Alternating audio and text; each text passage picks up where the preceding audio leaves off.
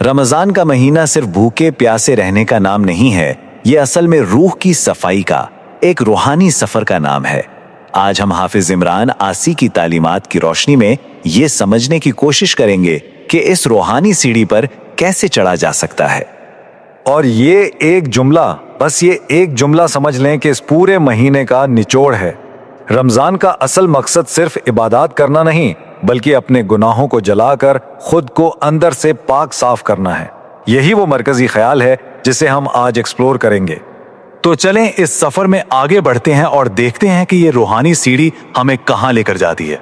लेकिन इस सीढ़ी पर पहला कदम रखने से पहले यह समझना जरूरी है कि आखिर रमजान में ऐसी क्या खास बात है, ये बाकी 11 महीनों से इतना अलग और इतना मुअज़्ज़ज़ क्यों है। और यहां पर एक बहुत ही दिलचस्प नुक्ता सामने आता है। जरा सोचिएगा, पूरे कुरान में अल्लाह ने नाम लेकर जिक्र किया है सिर्फ एक औरत का, हजरत मरियम का, सिर्फ एक सहाबी का, ज़ैद बिन हारिसा, और सिर्फ एक महीने का, रमजान। ये बात इस महीने को एक बिल्कुल ही अलग मुकाम अता करती है। तो इसको इस तरह देखें, हाफिज इमरान आसी कहते हैं कि रमजान असल में कुरान की सालगिरह है।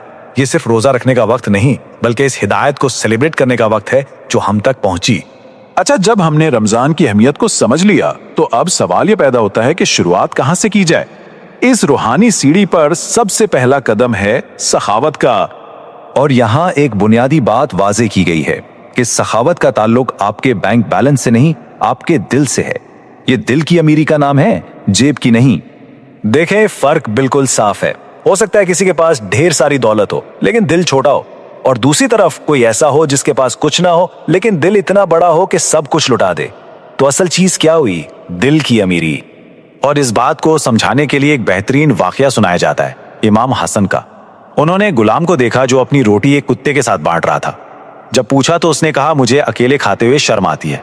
बस ये सखावत का जज्बा देखकर इमाम हसन इतने मुतासिर हुए कि ना सिर्फ उस गुलाम को आजाद करवा लिया, बल्कि वो पूरी जागीर ही उसके नाम कर दी।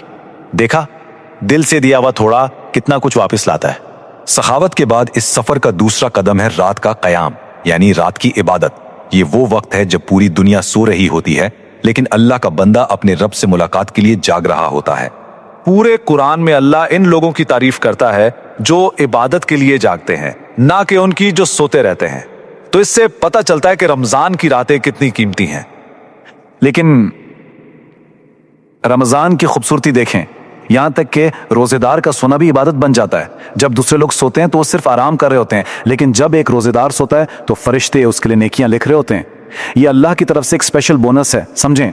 तो हमने सखावत की बात की, रात के क़याम की बात की, लेकिन इन सब का असल मकसद क्या है? हम कहां पहुंचना चाहते हैं? इन सब इबादत का निचोड़ है एक लफ्ज में, तकवा। लेकिन ये तकवा है क्या चीज? असल में इसका मतलब क्या है? तकवा आसान लफ्जों में अल्लाह का एहसास है। ये इस बात का यकीन है कि कोई तन्हाई में भी अकेला नहीं है, अल्लाह हर अमल को देख रहा है। इसको समझने के लिए बेहतरीन मिसाल रोजेदार की है। सोचिएगा, एक शख्स अकेले कमरे में है, सख्त गर्मी है, सामने ठंडा पानी है, लजीज खाना है, कोई देखने वाला नहीं, लेकिन वो नहीं खाता, नहीं पीता। क्यों? यही तकवा है। यही वो एहसास है कि इंसान नहीं देख रहे, लेकिन मेरा रब तो देख रहा है। इसीलिए कहते हैं कि नेक वो नहीं जो लोगों के सामने नेक बने, असल नेक तो वो है जो तन्हाई में भी नेक हो। ये है तकवा का असल जौहर। और अब हम आते हैं आखिरी मौजू पर कि रमजान कैसे हमें अपने रब से सुलह करने का, अपने रिश्ते को ठीक करने का एक सुनहरी मौका देता है, चाहे हमारा माजी जैसा भी गुजरा हो। एक मशहूर डाकू का किस्सा है। वो रोजा रखता है। किसी ने पूछा, तुम और रोजा? उसने जवाब दिया, हाँ, मैं इस तरह अपने रब से सुलह कर रहा हूं। देखें, तौबा की उम्मीद, ये दरवाजा सबके लिए खुला है। और फिर क्या हुआ? कहते हैं कि बरसों बाद उसी डाकू को हज करते हुए देखा गया। उसका वो एक रोजा, वो एक कदम जो उसने अल्लाह की तरफ बढ़ाया था, उसने उसकी पूरी जिंदगी बदल दी। लेकिन यह सफर आसान नहीं, एक रूहानी जंग है जिसका हमें सामना है। शैतान ने अल्लाह से चारों तरफ से हमला करने की इजाजत मांगी, सामने से, पीछे से, दाएं से और बाएं से। तो शैतान ने हमला करने के लिए 4 रास्ते मांग लिए, लेकिन इस हमले के बावजूद उम्मीद बाकी है, क्योंकि अल्लाह ने अपने बंदे के लिए हमेशा 2 रास्ते खुले छोड़े हैं। और वो 2 रास्ते क्या हैं? एक रास्ता ऊपर की तरफ जाता है, جب ہم دعا کے لیے ہاتھ اٹھاتے ہیں، اور دوسرا راستہ نیچے کی طرف جاتا ہے جب ہم سجدے میں اپنا سر جھکاتے ہیں۔ تو مطلب یہ ہوا کہ شیطان چاہے چاروں طرف سے گھیر بھی لے، اللہ سے رابطے کے یہ دو راستے اوپر اور نیچے ہمیشہ کھلے رہتے ہیں۔ تو رمضان جب ہمیں یہ پاک ہونے کا اور اپنے رب سے صلح کرنے کا موقع دے رہا ہے، تو پھر دیکھنا یہ ہے کہ ان میں سے کون سا راستہ ہم مضبوط کرنے کا انتخاب کرتے ہیں۔